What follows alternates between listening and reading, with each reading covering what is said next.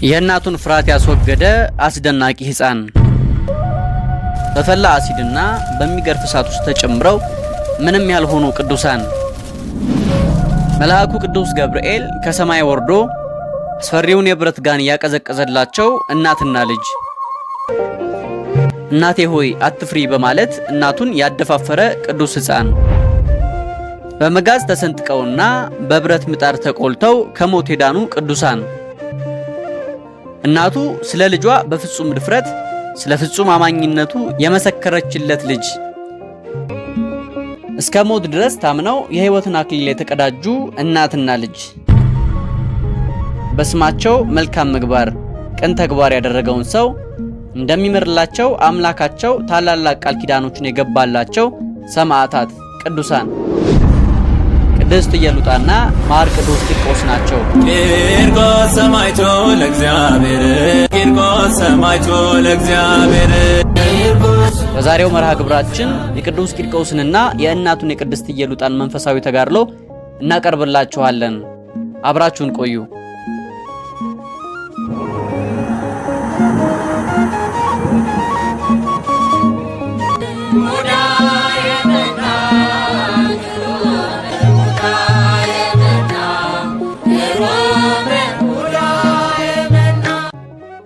በስመ አብ ወወልድ ወመንፈስ ቅዱስ አሐዱ አምላክ። ቅድስት ኢየሉጣ በሮም ግዛት በሚገኝ አንጌቤን በሚባል አገር በፈሪሃ እግዚአብሔር በክርስትና ሃይማኖትና በበጎ ምግባር ጸንታ ትኖር የነበረች ደግ ሴት ነበረች። በስርዓት ያሳደገችው ቂርቆስ የሚባል ሕፃን ልጅም ነበራት። ይህች ቅድስት የዘመኑን አረማዊ መኮንን ለእስክንድሮስን በመፍራቷ ከልጇ ጋር ከሮም ወደ ጠርሴስ በተሰደደች ጊዜ መኮንኑ እነርሱ ከሚገኙበት ሀገር ገብቶ ክርስቲያኖችን እያሳደደ መግደል ጀመረ።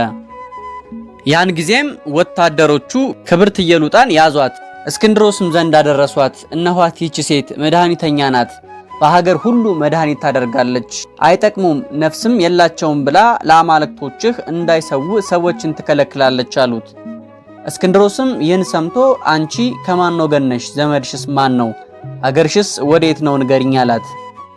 ክብርት ኢየሉጣም መለሰች አለችውም፣ የኔስ ወገኔ የኢቆንዮን ሀገር ሰዎች አለቃ ኢሳዊሮስ ነው።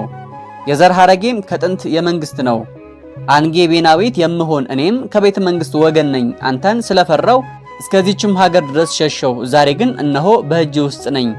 መኮንኑ በእጄ እንዳለሽ ካወቅሽስ ለአማልክቶቼ ሰዊ አላት። ክብርት ኢየሉጣ ግን እኔ ለረከሱ አማልክት አልሰግድም አለችው። እሱም ከሁሉ በፊት እስኪ ስምሽን ንገሪኝ አላት። ክርስቲያናዊት ነኝ አለችው። መኮንኑም ከእኔ ጋር እንዲህ ያለ መመላለስ አይጠቅምሽም፣ ነገር ግን እንዳትሞቺ ስምሽን ንገሪኝ አላት። ክብርት ኢየሉጣም ክርስቲያናዊት ነኝ አላልሁምን? በሰው ዘንድ የምትጠራበትን ስሜን ከፈለክ ግን እነሆ ስሜ ኢየሉጣ ነው አለችው። መኮንኑም ለአማልክቶች ሰዊ አላት። እርሷ ግን ከዚህ በፊት ለረከሱ አማልክት የሰዋሁበት ጊዜ የለም፣ ከእንግዲህም አልሰዋም አለችው። መኮንኑም ትሰዊ ዘንድ ያለቀና የተቆረጠ ነገር ነገርኩሽ፣ ለአማልክቶቼ ካልሰዋሽ ግን የተለያዩ አስፈሪ መከራዎችን አመጣብሻለሁ አላት። ክብርት ኢየሉጣም አለች፣ ይህን እንድታደርግ ከወደድክ 3 ወራት የቀሩትን የ3 ዓመት ልጅ ሕፃን ፈልገው ወደ አንተ ያመጡት ዘንድ ሰዎችን ወደ ሀገር ላክ፣ እርሱም እኔና እርሱ የምናመልከውን አምላክ ይነግርሃልና። ሕፃኑ መጥቶ አማልክቶችን እናመልካቸው ቢለኝ እንኳን አንተና ዘመዶች አምልኳቸው እንጂ እሺ በጄ አልልህም፣ እኔ ለአምላኬ ለእግዚአብሔር እገዛለሁ። መኮንኑም የ3 ዓመት ልጅ እንዲፈልጉ ወታደሮቹን ወደ ከተማ ላከ። የሀገሩ ሰዎች ልጆቻቸውን ሰውረዋልና አላገኙም። ከዚያም ከከተማ ቅጽር በውጭ በፀሐይ መውጫ ወዳለ ጫካ መጡ። የክብርት ኢየሉጣን ልጅ ቅዱስ ቂርቆስን አገኙት። ወታደሮችም ይህ ሕፃን ስንት ዓመት ይሆነዋል ብለው የሀገሩን ሰዎች ጠየቋቸው። ከ3 ዓመት 3 ወር የጎደሉት ሕፃን ነው። ይህም ሕፃን ከኢቆንዮን ሀገር ወደዚህ የሸሸች የአንጌቤን ሴት የሆነች የዚያች ክርስቲያናዊት ልጅ ነው አሏቸው። ወታደሮቹም ሕፃኑን ያዙት። ይህ ሕፃን ከክርስቲያን ወገን ነውና ለመኮንኑ የሚነግረው ነገር አያጣም ብለው ወደ መኮንኑ ወሰዱት። ወደ መኮንኑም ባደረሱት ጊዜ መልኩ የሚወደድ ደም ግባቱ ያማረ እንደሆነ አይቶ በግልጥ ወደደው። ደስ ያለ ሕፃን ሆይ ሰላም ላንተ ይሁን አለው። ሕፃኑም መልሶ እውነት ብለሃል፣ እኔ በአምላኬ ደስታ ደስተኛ ነኝ፣ አንተ ግን ደስታ የለህም፣ እግዚአብሔር ኃጢአተኞች ደስታ የላቸውም ብሏልና ብሎ መለሰለት። መኮንኑም አንተ ሕፃን ስትሆን አንዲት ነገር ሳልጠይቅህ እንደምን ይህን ያህል ነገር ሁሉ ትመልስልኛለህ ብሎ ጠየቀው። ማር ቂርቆስም የሚበዛ ነገር እነግርሃለሁ፣ ስሙ ይመስገንና አምላክ ክርስቶስ ስለኔና እንደኔ ስላሉት እንዲህ ብሏልና ከሁሉ በፊት ይይዟችኋል፣ በሸንጎዎችም ወደ ነገሥታትና ገዦች ይወስዷችኋል፣ ያስሯችኋልም። ስሜ በእናንተ ይሆን ዘንድ ይህ ሁሉ ስለ ስሜ ያገኛችኋል። የምትናገሩትም በልባችሁ እንዳታስቡ እወቁ። ሊከራከሯችሁም በማይችሉ ገንዘብ እኔ አንደበትንና ጥበብን እሰጣችኋለሁ። ዘመዶቻችሁን፣ ወንድሞቻችሁን ስለ ስሜ ይነሱባችኋል፣ ይገድሉማችኋል። ነገር ግን ከራሳችሁ ጠጉር አንዲቷ እንኳን አትጠፋም። በመታገሳችሁም ነፍሳችሁም ትቤዣታላችሁ ብሎ መለሰለት። መኮንኑ እስክንድሮስም ሕፃኑን ስምህ ማን ነው አለው። የከበረ ቂርቆስም ከጠራ ምንጭ ከማይጠፋም የውሃ ጉድጓድ የፈሰስኩ ውሃ የክርስቲያን ወገን ነኝ አለ። መኮንኑም እንዳትሞት ስምህን ንገረኝ አለው። ሕፃኑም እኔ የክርስቲያን ወገን ነኝ፣ እናቴ የሰየመችኝን ባጠመቀኝ ጊዜ የሰየመኝን ስሜን ከፈለክ ግን ቂርቆስ እባላለሁ ብሎ መለሰለት። መኮንኑም ቂርቆስን እሺ ብለህ ለአማልክቶቼ ሰዋ፣ ጎልማሳ በሆንክ ጊዜ በአማልክት መካከል አለቃ አድርጌ ሾመሃለሁ፣ ከገዢዎችም ነገሥታት ይልቅ በብዙ ትከብራለህ፣ ከእነርሱም ብዙ ወርቅና ብር ትቀበላለህ አለው። ሕፃኑ ቂርቆስ ግን የሰይጣን መልእክተኛ ሆይ ከኔ ራቅ፣ ወርቅና ብርህ ለጥፋት ይሁንህ፣ ከእኔ ጋር የእግዚአብሔር ገንዘብ የሆነ የሕፃን አእምሮ እያለ በገንዘብ ብዛት የምታሸንፈኝ ይመስልሃልን? እነሆ ልብህ በእግዚአብሔር ፊት የቀና አይደለምና በብርሃናዊ ዓለም እድል ፈንታ የለህም። አሁንም ከክፋትህ ተመለስ፣ የልብህንም ክፋት ቢያርቅልህ ወደ እግዚአብሔር ለምን። በመራራ መርዝና በአመፃ እስራት ውስጥ ሆነህ እያየውህ ነውና። መኮንኑም አንተ ሕፃን ያስተማረህ ማን ነው? አባትህ ነውን ወይስ እናትህ? ወይም ይህን ነገር ያስተማረህ ሌላ ነውን አለው። የከበረ ሕፃንም ታካችና ዝንጉ ሽማግሌ እንደምን ይህን ትጠይቀኛለህ? እናትና አባቴ አላስተማሩኝም፣ ሌሎቹም አልነገሩኝም፣ ስላሴ አስተማሩኝ እንጂ። አሁንም ለ3 ዓመት 3 ወራት የቀሩኝ ሕፃን ሳስተምርህ አንተ ልትሰማው የማትችለውን የስላሴን ነገር እናገርሃለሁ አለው። የማር ቂርቆስ ዓመታቱ እኒህ ናቸው። በወር ቁጥሩም 33 ወራት ናቸው። 30ውም ወራት ስላሴን ያስተምራሉና። ከዚህም በኋላ መኮንኑ ሕፃኑን በአናታችሁ ተሸክማችሁ ወደ ምድር ጣሉት፣ በየተራም 50 ጅራፍ ግረፉት ብሎ ወታደሮቹን አዘዘ። ጽኑ ግርፋትን ሲገርፉት ዓይኖቹን ወደ ሰማይ አቅንቶ አቤቱ አመሰግንሃለሁ፣ በውሳጣዊና በአፋዊ አካሌ በልቤም በአንደበቴም አመሰግንሃለሁ፣ ለአንተ ምስጋና ይገባልና የማትሞት ሕያው ንጉሥ ሆይ በዚህ ዓለም ጥልቅ ወደሆነ ችግርና የፍርድ ቦታ እንዳልወርድ ወደ አንተ ጸልያለሁ ብሎ በታላቅ ድምፅ ወደ እግዚአብሔር ጸለየ። ታጋሹም ሕፃን ይህንን ሲጸልይ የሚገርፉት አላቋርጡም፣ እርሱም ከምድር እንደወደቀ ነበር። ነገር ግን አንዲትም የግርፋት ምልክት በስጋው ላይ አልተገኘችም። መኮንኑም የተወደደ ይህን ሕፃን ትዕግስቱን እያደነቀ ከነገሩ መጣፈጥና ከአንደበቱ መቀላጠፍ የተነሳም እጹብ ስለመናገር እንደማይችል ሕፃን ሳይሆን ስልጣን እንዳለው ሰው ያስተምረዋል ይገስጸዋልና። እናቱ ኢየሉጣንም ወደ ሸንጎ ያመጧት ዘንድ ወታደሮቹን አዘዘ። አመጧትም፣ ሕፃኑን ግን አራቁት። መኮንኑም ኢየሉጣን እነሆ ሕፃኑ ልጅሽ በአማልክቶቼ አመነ አላት። እሷም ከቃሉ እሰማ ዘንድ ወዲህ አምጣው አለችው። ሕፃኑንም አመጣው። ኢየሉጣም ልጇን በመኮንኑ ፊት ቆሞ ባየችው ጊዜ እጆቿን ወደ ሰማይ ዘርግታ እግዚአብሔርን እንዲህ ስትል አመሰገነችው። አቤቱ ዓለምን ሁሉ የያዝክ የይቅርታ ባለቤት፣ ሰማይን የዘረጋህ ምድርንም የፈጠርክ፣ ባህርና ነፋስን የወሰንክ፣ ሰማይን በከዋክብት ያስጌጥክ፣ ምድርን በአበባና በፍሬዋ የሸለምክ፣ በጊዜው ሁሉ ስምህን አመሰግናለሁ። ከማኅፀኔ የወጣ ሕፃን ልጄን የምስጋናህን ነገር እንዲናገር አድርገኸዋልና ነቢዩ ዳዊት ከልጆችና ከሚጠቡት አፍ ምስጋናን አዘጋጀህ። ዳግመኛም የቃልህ ነገር ያበራል፣ ሕፃናትንም ጥበብ ያናግራል እንዳለ። የዚህንም ቃል ስሙ ይመስገንና ጌታችን አባት ሆይ የሰማይና የምድር ጌታ ይህን ከጥበበኞችና ከአስተዋዮች ሰውረህ ለሕፃናት ስለገለጥክላቸው አመሰግንሃለሁ። አዎን አባት ሆይ ፈቃድህ እንዲሁ ሆኗልና ብሎ ማቴዎስ አተመው። ያን ጊዜም ልጄ ሆይ ይህ ልጅሽ እንደሚበልጥሽ የማይጠፋውንም አክሊል ከተቀበሉ ብዙዎች ሰማዕታት እንደሚበልጥ እመኚ። ነገር ግን በፊታችሁ ካለው ከዚህ መከራ የተነሳ አንድ ጊዜ ወደ ኋላ ታፈገፍጊያለሽ። ይህ ልጅሽ ግን ይቀድምሻል፣ ወደ እኔ በመጸለዩ ማሽሟጠጥን ከአንቺ ላይ ያስወግዷልና የሚል ቃል ከላይ ወደ እሷ መጣ። በዚህ ጊዜ ክብርት ኢየሉጣ ልጄ ሆይ እግዚአብሔርን እንጂ ማንን ትፈራለህ? ከአምላክስ በቀር ማንን ታምናለህ? አለችው። የታመነ ሕፃንም እኔም ከአንቺ ጋር ሆናለሁና አትፍሪ፣ ስሙ ከፍ ከፍ ይበልና ከኔ አሮጌውን ሰው አውጥቶ የማያረጀውንና የማይጠፋውን አዲሱን በጥምቀቱ ያልብሰኝ፣ ኢየሱስን አምነዋለሁ አላት። መኮንኑም አንተም እናትህም መሞትን መረጣችሁን? አለው። መከራን ለመቀበል የጨከነ ሕፃንም ይህ ምክርህ ለፍርድ ወደ ገሃነም ይወስደናል፣ ሃይማኖታችን ግን ስሙ ወደ ከበረ ሕይወታችን ወደ ኢየሱስ ክርስቶስ ታደርሰናለች አለው። መኮንኑ ብረት ሰሪዎችን ስናፍጭና ጨው አምጥታችሁ በአፍንጮቻቸው ጨምሩ አላቸው። እንዲሁም አደረጉ። ያን ጊዜ በአምላኩ የሚመካ ቂርቆስ ቃልህ ለጉሮሮዬ ጣፋጭ ነው፣ ከማርና ከስኳር ይልቅ ለአፌ ጣፈጠኝ ብሎ አሰምቶ ተናገረ። መኮንኑም መልሶ ለአማልክቶቼ ሰው፣ ካልሰዋችሁ ግን እገርላችኋለሁ እያለ ያስፈራራቸዋል። ሕፃን ቂርቆስ ግን መከራህ የአብ የምስጋናው ጸዳል የሚሆን የክርስቶስን ስም ማምለክን የሚያስተውን ይመስልሃልን? እነሆ እርሱ ከእኛ ጋር አለና ይረዳንማል። ስለዚህ ነገር ቁጣህን አንፈራም አለው። ከመንፈስ ቅዱስ ጸጋ እንጂ የቂርቆስ ያልሆነች ይህችስ ሐሳብ ምንኛ ደስ የምታሰኝ ናት። ይህን የተናገረው ከህሊናው አቅንቶ አይደለም፣ እንዲህም ያለ ጥበብና እውቀት ለሕፃን የሚቻል አይደለምና። ይህን ጥበብ ከወዴት አገኘ? ከእናቱ ጡት ነውን? ወይስ ከወዳጆቹ ከሕፃናት ጋር ከመጫወት ነውን? ከሜዳ አበባ ነውን? ወይስ ከትንንሽ አሸዋ? የሕፃን ልማዱ ነውና አሳዳጊዎቹ የሜዳ አበባ በሰጡት ጊዜ ግምጃ ልብስ የሰጡት ይመስለዋል፣ ትንሽ አሸዋም ቢሰጡት ትልቅ ወርቅ የሰጡት ይመስለዋል። የዚህ ምልክት የሜዳ አበባ አሸዋም እንዲህ ያለ ነገር አይናገርም። የሕፃንስ ልማዱ የልብ መዘንጋት ነው። ከሕፃናት ጋር መጫወቱ ጥቅም የለውም።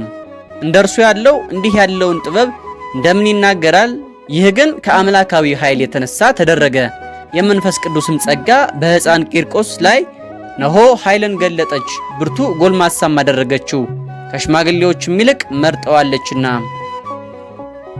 ሕፃኑም ዳግመኛ አለው፣ መልካም የመከርከኝ መሰለህን? እንዳንተ ስላሉት ጣፋጩን መራራ መራራውን ጣፋጭ ነው ለሚሉ ወዮላቸው ብሏልና። ውጩ በሽበት ያጌጠ በውስጡ ግን የሕፃናት ልብ ያለው ሽማግሌ ነሆ በጠጉር መንጣት የከበረ ሆነ። እርሱ ግን በስንፍናው ገፋ። እነሆም ውበቷን ስላቃለለ ክብሯንም ስለጣለ ለቂርቆስም መሳቂያና መሳለቂያ ስለሆነ ሽበቱ ትፋረደዋለች። ከዚህም በኋላ ወታደሮቹን 14 የተሳሉና እንደ እሳት ፍም የጋሉ ረጃጅም ብረቶችን አምጥታችሁ 7ቱን በአናቱ ላይ 7ቱን ደግሞ በሕፃኑ በሁለንተናው ጨምሩ። ይሞት ዘንድ 2ቱን በዓይኖቹ 2ቱን በአፉ 1ዱን በልቡ 2ቱንም በሌላ በኩል አድርጉ አላቸው። እኒያም ብረቶች በቅዱሳኑ ሥጋ ውስጥ ተቸነከሩ። በእግዚአብሔር ትእዛዝ ግን የችንካሮቹ ግለት ጠፋ፣ እንደ ክረምት በረዶም በረደ፣ ቀዘቀዘላቸውም። መኮንኑም ወታደሮቹን ወደ ወህኒ ወስዳችሁ እሰሯቸው፣ የማደርገውንም እስክመክር ድረስ በሩን ዝጉባቸው አላቸው። በሚከብዱ ሰንሰለቶች አሰሯቸው። ያን ጊዜም አሸናፊው ሕፃን በአምላኩ በእግዚአብሔር ፊት ዘመረ አለም፣ አቤቱ ልመናዬን ቸል አትበል። የኃጢአተኞችና የአመፀኞች አፍ በእኔ ላይ ይከፈታል፣ በሽንገላም አንደበት ስለ እኔ ይናገራልና። አንተም አቤቱ ስለ ስምህ የመልካሙን ነገር ምልክት ከኔ ጋር አድርግ። የሚከሱኝ እፍረትን ይልበሱ፣ እፍረትንና ውርደትን ጉስቁልናንም እንደ ግምጃ ይልበሱ ይጎናጸፉ። ከእኔም ጋር የመልካሙን ነገር ምልክት አድርግ። የሚጠሉኝም አይተው ይፈሩ። አቤቱ አንተ አምላኬ ደስ አሰኝተኸኛልና። የከበረም ሕፃን ይህን እያለ ወደ ወህኒ ቤት ገቡ። ምሽትም ነበረ። ልመናዬን በፊትህ እንደ ዕጣን ተቀበለኝ ብሎ የምሽት መዝሙር ይዘምር ጀመር። ዳግመኛም ልዑልን መጠጊያህ አደረግ፣ ክፉ ነገር ወደ አንተ አይቀርብም፣ መቅሰፍትም ወደ ቤትህ አይገባም አለ። ከዚህም በኋላ መጸለይን ፈጽመው አንቀላፉ። እኩለ ሌሊትም በሆነ ጊዜ የከበረ ሕፃን ተነሳና ከንፈሮቼን እገልጣለሁ፣ አንደበቴም ምስጋናህን ይናገራል ብሎ አመሰገነ። ዳግመኛም አቤቱ ስምህን አመሰግን ዘንድ በእኩለ ሌሊት እነሳለሁ አለ። ከዚህም በኋላ አመስገኑን መለመኑን ፈጸመ። ከዚህም በኋላ ሰይጣን የብርሃን መልአክ መስሎ መጣ። የሚያሸንፈው ሕፃን ቂርቆስንም የአምላክህ የእግዚአብሔር ምስጋናውን ስለምን አበዛህ? እነሆ እግዚአብሔር ልመናህን ቸል አለ። ገዢው ንጉሥ ቢያዝልህ እሺ በለው፣ አትጠራጥረው፣ ወዳጁ ትሆናለህ፣ በሰማያትም ክብርን ታገኛለህ ብዬ ቃልን እንድነግርህ ላከኝ አለው። አዋቂ የሆነ ሕፃንም የመተነኳኮል አመጣጡን አውቆ ምክርህ የከፋ ከቅዱሳንም ጋር እድል ፈንታ የሌለህ ዲያብሎስ ከኔ ወግድ፣ ለስሙ መገዛት ይሁንና ጌታችን ኢየሱስ ክርስቶስ አስሮ አንተ ወደ ገለጥከው የገሃነም ጥልቅ ያወርድህ አለው። ያን ጊዜም አፍሮ ሸሸ። የሰይጣንም ልማዱ እንዲህ ነው። የብርሃን መልአክ የሚመስልበት ጊዜ አለ። በባለራዮች አንደበት የሐሰት መንፈስ የሚያሳድርበት ሰውንም የሚያስትበት ጊዜም አለ። ስለዚህ ነገር በሶስተኛው የእስራኤል ነገስታት የታሪክ መጽሐፍ የተጻፈ የቆየ ታሪክ እናመጣለን። የይሁዳ ንጉስ ኢዮሳፍጥ በሶስተኛው ዓመት ወደ እስራኤል ንጉስ ወደ አካብ እንደወረደ የሚያመለክተው። ሕፃኑም እናቱን ራሳችንን ለገንዘብ አንስጥ፣ ነጣቂ መዝገባችንን እንዳይሰርቅ ተግተን እንጸልይ አላት። በወህኒም ውስጥ ያሉት ምክሩን በሰሙ ጊዜ ይህን ያህል ጥበብ ለሕፃኑ የሰጠውን እግዚአብሔርን አመሰገኑት። ከዚህም በኋላ ሕፃኑ እንዲህ ብሎ አመሰገነ። አቤቱ ማረኝ፣ ነፍሴ አንተን ታምናለችና ጉዳት እስክታልፍ ድረስ በክንፎች ጥላት ታመናለሁ። ወደሚረዳኝ እግዚአብሔር ወደ ልዑል እግዚአብሔር እጮሃለሁ። ከሰማይም ልኮ አዳነኝ። ለረገጡኝም ውርደትን ሰጣቸው። እግዚአብሔር ቸርነቱንና እውነቱን ላከ። ነፍሴን ከአንበሶች መካከል አዳናት። ደንግጬ ተኛሁ። የሰው ልጆች ጥርሳቸው ጦርና ፍላጻ፣ አንደበታቸውም የተሳለ ሾተል ነው። አምላክ ሆይ በሰማያት ላይ ከፍ ከፍ በል፣ ክብርህም በምድር ሁሉ ላይ ትሁን። በነጋም ጊዜ አቤቱ እንደ ቸርነት መጠን ማረኝ፣ እንደ ምሕረትህም ብዛት መተላለፌን ደምስስ። ያን ጊዜ በመሠዊያ ላይ ፍሪዳዎችን ይሰዋሉ አለ። ምስጋናውንም ከፈጸመ በኋላ መኮንኑ ከወህኒ አውጥቶ ከሸንጓ ቆማቸው። ሕፃኑንም ለአማልክቶቹ ሰዋ አልልህም፣ ነገር ግን ከስቃይ እንድትድን በቃልህ ለሰራጲስ አጥናለሁ በላለው። መከራን ለመቀበል የጨከነ ሕፃን ግን የሰይጣን መልእክተኛ አንተ እንደ ልማድህ ሰዋ፣ እርሱ ወደ ልብህ ሳይገባ አስቀድሞ አምላክህ አምላክ እንዳልሆነ አምላክ ነግሮኛልና ይፍረስ እንጂ ዕጣን ይታጠንለት አልልም አለው። በዚያን ጊዜም መልአክ መጥቶ መሠዊያውን አፈረሰ። 14ቱንም የጣዖት ምስሎች ጣላቸው፣ ቀጠቀጣቸውም፣ እንደ ትቢያም ሆኑ። ሕፃኑም የአሕዛብ አማልክት የሰው እጅ ሥራዎች ናቸው። አፍ አላቸው አይናገሩም፣ ዓይን አላቸው አያዩም፣ ጆሮ አላቸው አይሰሙም፣ አፍንጫ አላቸው አያሸቱም፣ እጅ አላቸው አይዳስሱም፣ እግር አላቸው አይሄዱም፣ በጉሮሯቸውም አይናገሩም፣ በአፋቸው ውስጥ እስትንፋስ የለም። የሚሰሯቸውም የሚያምኑባቸውም ሁሉ እንደነርሱ ይሁኑ። ጥበበኛው ሕፃንም አማልክትን ከወደቁበት አንስተህ ቅባትና ጨው በተነከሩ የጥጥ ጨርቆች ጠቅልላቸው፣ ሬሳቸውንም መርዳት ቢችሉ እስከ 7 ቀን ድረስ ጠብቃቸው አለው። መኮንኑም ሕፃኑ እንዳዘዘው አደረገ። በውስጣቸው ግን ድምፅ አልተገኘም፣ እንደ ትቢያ ናቸውና። ከዚህ በኋላ መኮንኑ ብረት ሰሪ ያመጣ። የማሰቃያ መሳሪያውንም እንዴት እንደሚሰራ ሊያዘዘው ወደደ። ሰይጣን ግን አስቀድሞ መኮንኑን ዲዳ አደርገዋለሁ ብሎ እንደተናገረ በመኮንኑ ልብ ውስጥ ገብቶ አንደበቱን ዘጋው። ሕፃኑ አክሊል ስለሚቀበልበት ስቃይ መናገር ተሳነው። ማርቂርቆስም አንጥረኛውን እኔና እናቴ በመኮንኑ ዘንድ መከራ የምንቀበልበትን አስጨናቂ ማሰቃያ ልትሰራ ትችላለህን? የመኮንን ግን የሚያውቀው የለም አለው። አንጥረኛውም ሕፃኑን የማደርገውን አንተ ንገረኝ አለው። ሕፃኑም አለው ስፋታቸው ክንድ የሚያህሉ 2 ምላጮችን አንዱን ለኔ አንዱን ለእናቴ ስራ፣ ራስ መቆልመሚያና መስበሪያ፣ አንገት መምቻና ማሰሪያ ስራ፣ ዓይን ማውጫና አፍንጫ መፎነኛ፣ መገጣጠሚያ ማውጫና መፍቻ፣ ምላስ መቁረጫ፣ ጥርስ መንቀያ፣ ጎን መፋቂያ፣ ጉልበትና ጭን መስበሪያ፣ ጅማቶችን የሚቆርጥና የሚበጥስ የሚበትንም ስራ፣ ለእኔም በላም አምሳያ የብረት መቀመጫ ስራልኝ። በውስጡም 3 ቀዳዳዎችን 3ም ችንካሮችን አድርግ። ከሚጠሩት ሰዎችም ፈጽሞ የማይለይ ሱሉስ የሚል ጽሑፍ በውስጡ ጻፍ። ዳግመኛም 2 ጠምዝዞ የሚያስጨንቅ መሳሪያ ስራ፣ 2 መጋዝ ብረት ምጣድ አዘጋጅ፣ 1 ታላቅ ጋንም ስራ።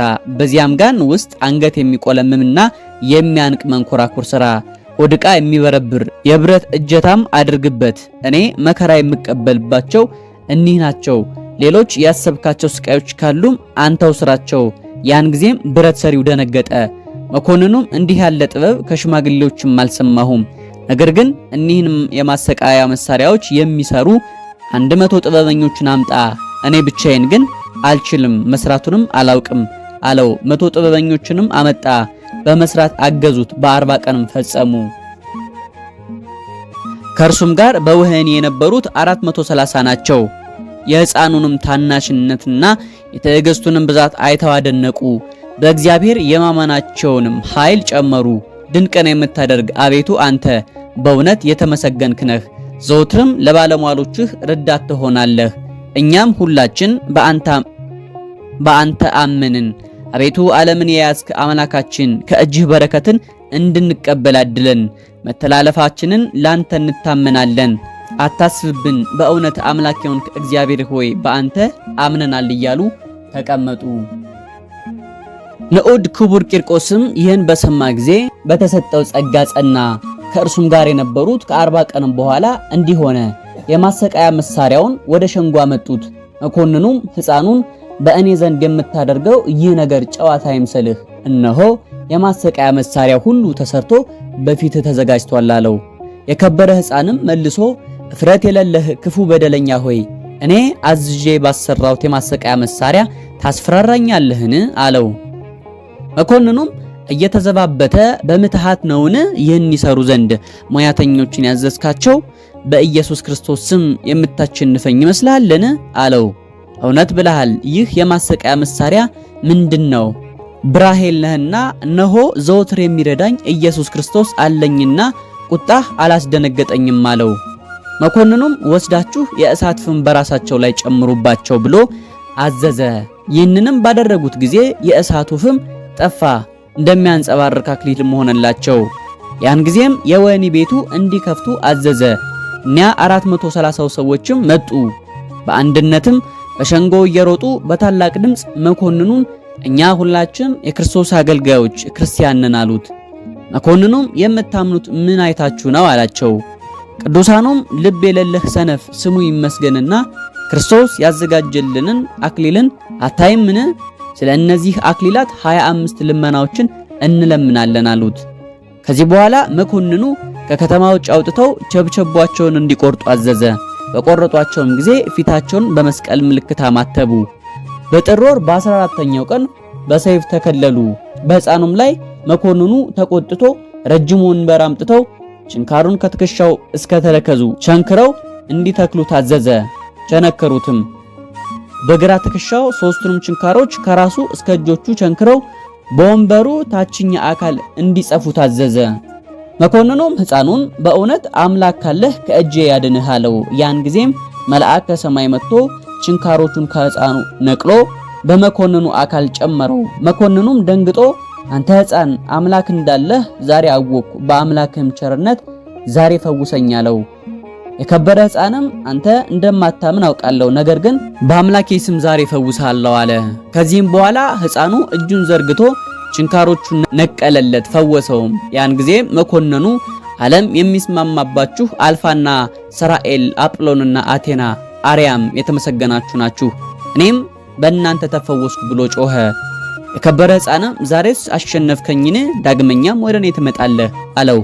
መኮንኑም የማሰቃያ መሳሪያውን ሁሉ አውጥታችሁ በስጋቸው ላይ ጨምሩት፣ እነሆ አምላካቸው ይዘባበትብኛልና ከዚህ ስቃይ ግን ሊያድናቸው አይችልም አለ። ወታደሮቹም የማሰቃያ መሳሪያዎቹን ሁሉ አምጥተው እንዲጨነቁ ከራሳቸው እስከ እግር ጥፍራቸው በሰውነታቸው ጨመሩ። ነገር ግን የማሰቃያ መሳሪያዎቹ ሊያስጨንቋቸው አልቻሉም። እንዲህ እያደረጉ ብዙ መከራን አደረሱባቸው። ዳግመኛም በፈላ የጋን ውሃ ውስጥ ቅዱሳን ቂርቆስና ኢየሉጣ ሊጨምሯቸው ሲሉ ቅድስት ኢየሉጣ በፈራች ጊዜ ቅዱስ ቂርቆስ እናቴ ሆይ አትፍሪ እያለ ያረጋጋትና በተጋድሏ እንድትጸና ወደ እግዚአብሔር ይጸልይላት ነበር። ከዚህ በኋላ ተያይዘው ወደ ጋኑ ውስጥ ገቡ። ውሃውም እንደ ውርጭ ቀዘቀዘ። ደግሞም ወታደሮቹ መንኮራኩር ባለበት የብረት ምጣድ ውስጥ አስገብተው ስጋቸው እስኪቆራረጥ ድረስ በጎተቷቸው ጊዜ ቅዱስ ገብርኤል አድኗቸዋል። በመጨረሻም ከእግዚአብሔር ቃል ኪዳን ተቀብለው በመንፈቀ ሌሊት አንገታቸውን ተቆርጠው በሰማዕትነት ጥር 15 ቀን አርፈዋል። እስከ ሞት ድረስ በታመኑበት ተጋድሏቸውም ከእግዚአብሔር ዘንድ የሕይወትን አክሊል ተቀብለዋል።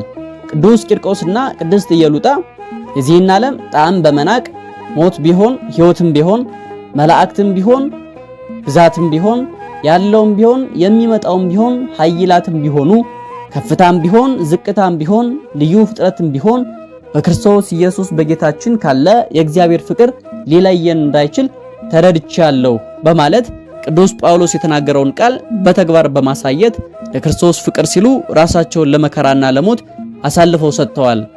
ቅዱሳኑ ተጋድሏቸውን እስኪፈጽሙ ድረስም ቅዱስ ገብርኤል አልተለያቸውም። በቅዱስ ገብርኤል ተራዳኢነት ቅድስት ኢየሉጣና ቅዱስ ቂርቆስ ብቻ ሳይሆኑ 11004 ሰዎች ሰማዕታት ሆነዋል። ቅዱስ ቂርቆስ አምላኩን እንዲህ ብሎ ለምኖታል። ስጋዬን በምድር አትቅበር፣ በስሜ ለሚለምኑ መታሰቢያዬን ለሚያደርጉ መቅደስህንም በስሜ ለሚሰሩ በሰይፍ በተከለልሁባትም ቀን በዓሌን ለሚያደርጉ ለሁሉም ሰማያዊ ዋጋ አብዛ፣ ጥሪታቸውንም ሁሉ ባርክ። ቤቴ በተሰራበት ስፍራ የከብት እልቂትና ቸነፈር ወደ ሰው አይቅረብ፣ አባር የውሃ መታጣት አይሁን። የእግዚአብሔር ቃል በዚያ ስፍራ አይጓደል፣ ጋኔንም ከስፍራው ይሽሽ። ጋኔን ያደረበትም ሰው ወደ ቤቴ ቢመጣ ይፈወስ። የገድሌን መጽሐፍ በገንዘባቸው ይጻፉና ያጻፉትም በኋለኛው ዘመን ዋጋን ስጣቸው። የገድሌን መጽሐፍ ለሚያነቡ ዋጋቸውን ስጣቸው። በስሜ ስጦታ ለሚያመጡ ገንዘባቸውንም ለድሆች የሚመጸውቱም ያማረውን ዋጋ ስጣቸው። ስሜንም ጠርቶ ለሚለምን የዕዳውንና የኃጢአቱንም ጽሑፍ አጥፋለት።